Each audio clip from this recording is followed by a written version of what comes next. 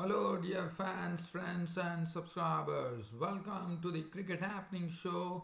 And on this Cricket Happening Show, I'll be talking about the 49th match in the Indian Premier League 2017, where Kings XI Punjab were taking on the Kolkata Knight Riders. Kolkata Knight Riders, as you know, they have already made it to the playoffs. But for Kings XI Punjab, as you know, they had to win three matches now to qualify, and they definitely have started in right earnest as they won the match, which was a close match, and they put it across the Kolkata Knight Riders to win by 14 runs. And today they unveiled a sort of a rookie spinner by the name Rahul Tewatia, who was the right arm leg spinner, and what a job he did. They unveiled him today at the right time against the Kolkata Knight Riders, and he made each and every Kolkata Knight Riders batsman struggle against him. And Mohit Sharma, who bowled a wonderful death overs when you know Kolkata Knight Riders were requiring certain runs for victory. I thought Mohit Sharma played a good hand, and that was the reason he was the man of the match. And Kings XI Punjab won the match by 14 runs. So Kings XI Punjab, as I said, have started off in right earnest to keep their hopes alive. They still have to win two of the remaining matches. So we'll come back to that later. And tomorrow there is the third Test match, which is going to be played between West Indies and Pakistan. As you know, West Indies leveled the series in the second Test match. The third Test match is starting. This is the final Test match, and also is the final Test match of two great cricketers that Pakistan has produced, Misbah Haq and Younis Khan. So while I'm doing the preview, I will definitely touch on those two great players who have graced Pakistan cricket for quite a long time. So that is something. So these are the two things that I'm going to look at this cricket show of mine today. So let's start off with the IPL, the 49th match. Kings XI Punjab took on the Kolkata Knight Riders at their home turf at the Punjab Cricket Association Stadium in Mohali. Kolkata Knight Riders won the toss, and they put the Kings XI Punjab to bat, which was the right decision. Well, it all started off. The start was pretty good today by the Kings XI Punjab openers, especially Manan Vora was stroking the ball very sweetly. Martin Guptill contributed 12, and the first wicket to go was Martin Guptill as Sunil Narine trapped him LBW for 12 of 16 balls with 1-4. After that, the next wicket to fall was Sean Marsh, who was clean bowled by Chris Wokes for 11. And in fact, before that, it was Manan Vora who was doing all the scoring. In fact, the first wicket was Manan Vora, because Manan Vora was the one who was stroking the ball in a score of 39. He had already scored 25 runs, and he was a victim of the bowling of Umesh Yadav when he was caught behind by Uthappa. 25 of 16 balls with 4 fours. After that, it was Sean Marsh was out, so it was Ridhiman Saha and Glenn Maxwell in the middle. Ridhiman Saha, he definitely did a good job by making 38 runs. There was a good partnership from 56. They definitely had to chisel together a partnership. It was a phase in which the Kings XI Punjab batsmen were kept quiet, and that is something that Ridhiman Saha and Maxwell had to pass through, where Sunil Narine was bowling well, Chris Wokes was bowling well, Kuldeep Yadav was a bit costly, but nevertheless Glenn Maxwell and Ridhiman Saha pushed the score on to 127.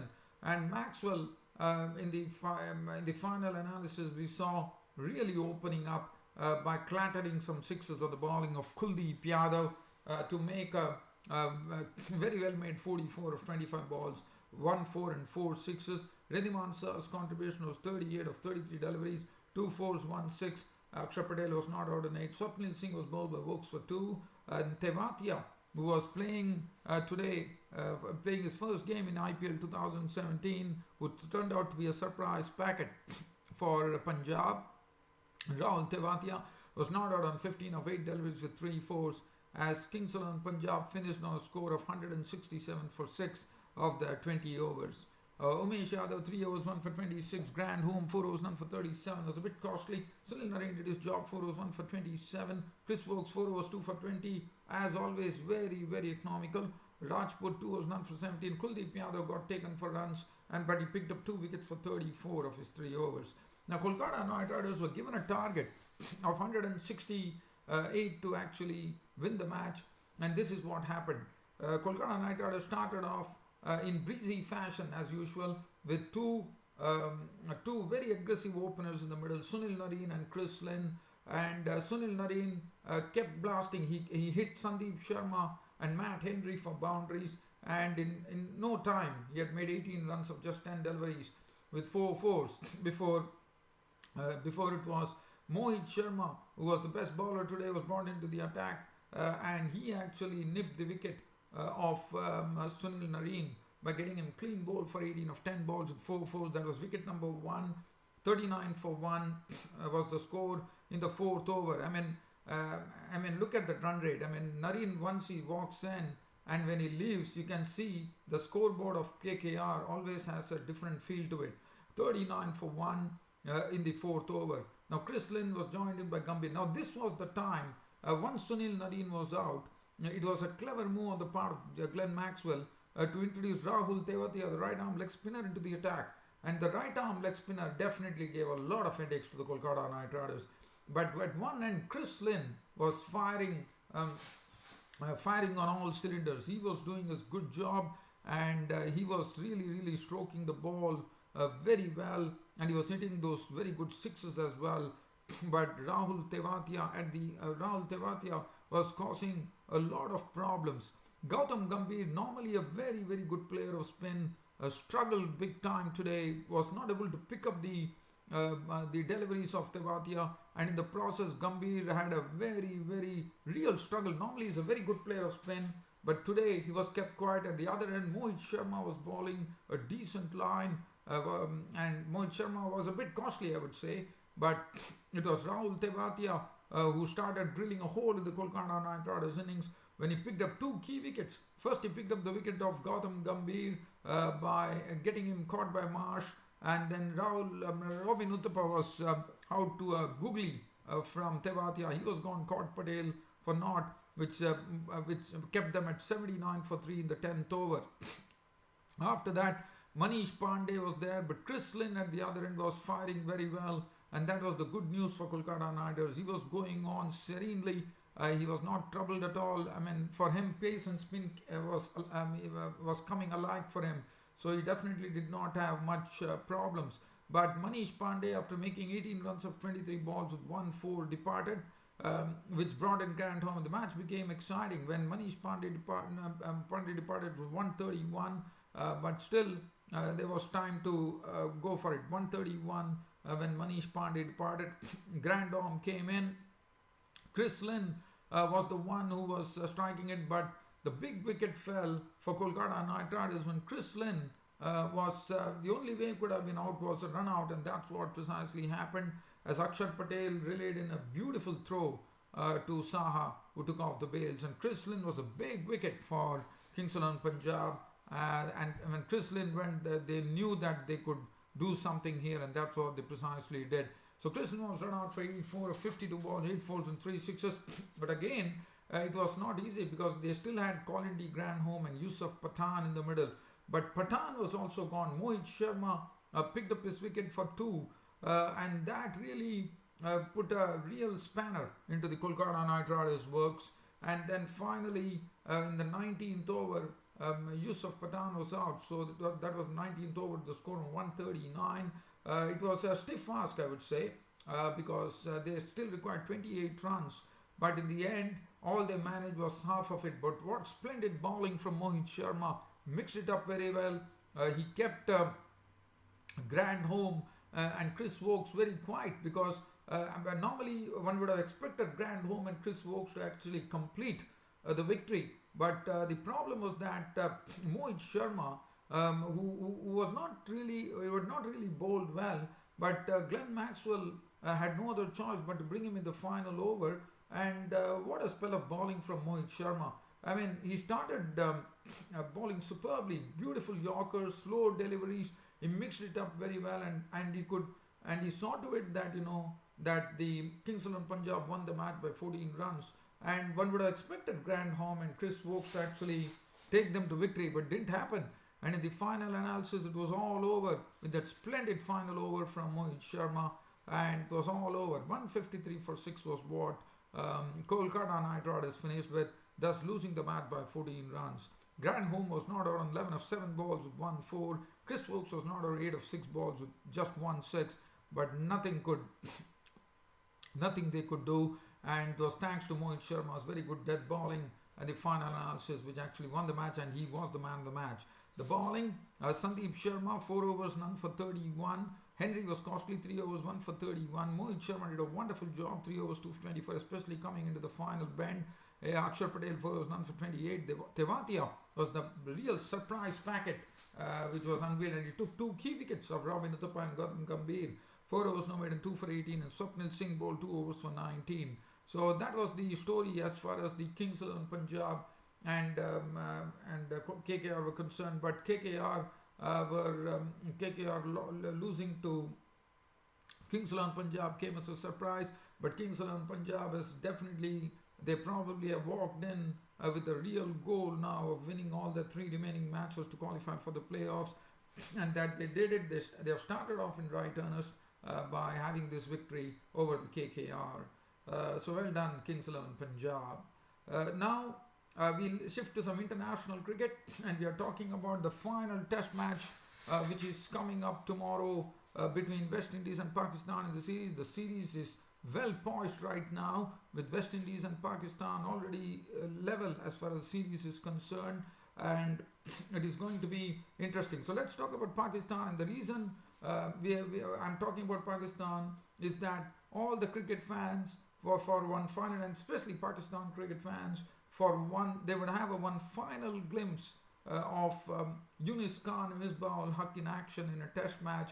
And Younis Khan and Misbah Haq, as you know, the reason this is going to be something that Younis Khan and Misbah Haq would like to do for their team, and this is the time to make history for both Younis Khan and Misbah Haq. As you know, both the stalwarts are actually retiring at the end of this particular test match. So basically at the end of this test series, and they could be given a great send off if at all Pakistan could actually win this test match, and thus the series, and also they would have been created, and Younis Khan, Misbah Haq will be really remembered if they could do that, because what they would have done is they would have got their first ever test series victory by Pakistan over the West Indies in the Caribbean itself, and that has never happened in the past, and that is really surprising. But probably Younis Khan and Misbah Haq could be eyeing that,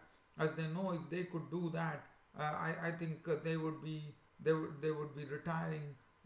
Otherwise also, yes, they have been great players, no doubt they have been great contributors, but they would like it to happen so that at least one would always remember that Pakistan never had a test series win in the Caribbean, and only after Younis Khan and Misbah Haq actually retired, and if they could get it, that would be great. But I'm sure Pakistan is aiming at that, no doubt about it. They would have done their homework, and I'm sure they are going to look into it very, very seriously. And especially the Pakistan team would like to give a great send-off to these 2 great stalwarts of Pakistan cricket, Younis Khan and Misbah Haq, who is captaining the side for one final time in his career. And Younis Khan, what a player. So just talking about Misbah Haq, he's a cool as a cucumber, and every time when I've seen that Misbah Haq is such a cool customer, every time the chips are down, when I've seen in a Pakistan test series that Misbah Haq has come, he has taken up the challenge, he has defied the bowlers, and at times he has also played out of his skins to get Pakistan out of the hole that they have been. And Misbah Haq has a sort of a real reputation for doing that, and what a wonderful captain he has been. I mean, if at all, I would say I would doff my hat to Misbah Haq after Imran Khan. Imran Khan has been the greatest captain that Pakistan ever produced, but Misbah ul Haq, I would say, not far behind. Such a wonderful captain, a nice person, and a great player, Misbah ul Haq. Younis Khan, well, what to say about Younis Khan, holding the record for the most number of runs, 10,000 runs. Not a single Pakistan player in the history has reached 10,000 runs, and Younis Khan can be proud of the fact that he has the maximum number of not only the runs in Test cricket as a Pakistani, as I said, he has the maximum. He has 10,000. He's the only Pakistan player to get 10,000 runs in Test history. And not only that, he also holds the record for the maximum number of centuries, I reckon, after going past Javed Miadat. So both these players have given a lot to Pakistan cricket that nobody can even say anything about these two players. These two players have given yeoman service to Pakistan cricket, and they really deserve a salute for their in this Test match. Younis Khan, they have given great contributions to Pakistan cricket in the past. As far as the Pakistan team is concerned, Azhar Ali would probably, you would be hoping that he could put up a good performance. Azhar Ali, Ahmed Shehzad, Babar Azam had a very poor Test match, but he has a good record against the West Indies. Can he come up with the goods in the final Test match? Asad Shafiq, another good player. Sarfraz Ahmed, the wicketkeeper. And the bowling, Mohammad Abbas in this series has been sort of a real find, because he has been one who has been able to pick the wickets, and he has been one who has been giving the breakthroughs, and he has been proving to be a very useful bowler. Mohammad Amir, as you know, he's the kingpin of the Pakistan bowling attack, supported by the experienced Wahab Riaz and Yasir Shah. So, and Yasir Shah, as you know, is always a threat to any opposition. And this match is going to be played, the final Test match of the series is going to be played at Windsor Park. It has only hosted 4 Test matches in the past, and spinners have always ruled the roost. So basically, Pakistan would be hoping that Yasir Shah could actually conjure up something here. West Indies, well, they would be definitely on a high after leveling the series. Kieron Powell, Craig Brathwaite, 2 good players, 2 good openers. Shimron Hetmyer. Shimron Hetmyer and Vishal Singh has not got any major innings under the belt, but I'm sure the West Indies have given them the whole Test series, and that is good to see that they are investing in their youngsters. Shimron Hetmyer, and probably tomorrow, this Test match might be the time where Shimron Hetmyer and Vishal Singh could really show their skills. Shai Hope the other day played a wonderful knock of 90, and that was briefly instrumental. As Jason Holder, the West Indian captain, alluded, that Shai Hope's the knock of 90 was something which really helped a great deal. Roston Chase is also another very good player, as a good all-rounder too, nice off-spinner. Shane Dowrich is another impressive player, no doubt about it. Jason Holder, the captain, who leads from the front, and then they have the tall pace bowler Shannon Gabriel, who is coming on the heels of a wonderful performance in the second Test match, which helped them level the series against Pakistan. And Alzari Joseph, another good tall bowler, slowly finding his steps in international cricket. And Devendra Bishu, the right arm leg spinner, who could be another. He could be also a good threat if at all the ball really starts turning. So all in all, I would rate this Test as a Younis Khan Misbah ul Haq Test, as I said, is the final Test match for these 2 veterans of Pakistan cricket. I wish them well. Hopefully Misbah ul Haq and Younis Khan can score centuries for their side, and also see to it that they make history for Pakistan by getting the first ever Test series win by Pakistan over the West Indies in the West Indies. And what a great send-off that would be if at all Pakistan can win this final Test match to take it 2-1. I think Misbah ul Haq and Younis Khan would be retiring in glory if that happens, and they would have really been gone. They would have really gone into the books of the history books, where one can say that when Pakistan won the Test against West Indies, that was the first ever Test series win. Well, will that going to be will that is that going to happen, or whether it is going to be the West Indies who are going to stop them? One has to wait and watch. But it should be a nice, wonderful battle in the center in the final Test match between Pakistan and the West Indies, which is coming up tomorrow. Just before I go, the matches that are coming up tomorrow, an inconsequential match, because basically the playoffs have been more or less decided. So tomorrow Gujarat Lions are taking on the Delhi Daredevils, and there's not much interest in the game. The reason being that both are actually have not qualified for the playoffs, but nevertheless they'll be playing for the records, and so that is the match which is coming up. Thanks for your company, and thanks for watching Cricket Happenings in a very patient manner. This is your host Ram signing off finally on this day. Thank you.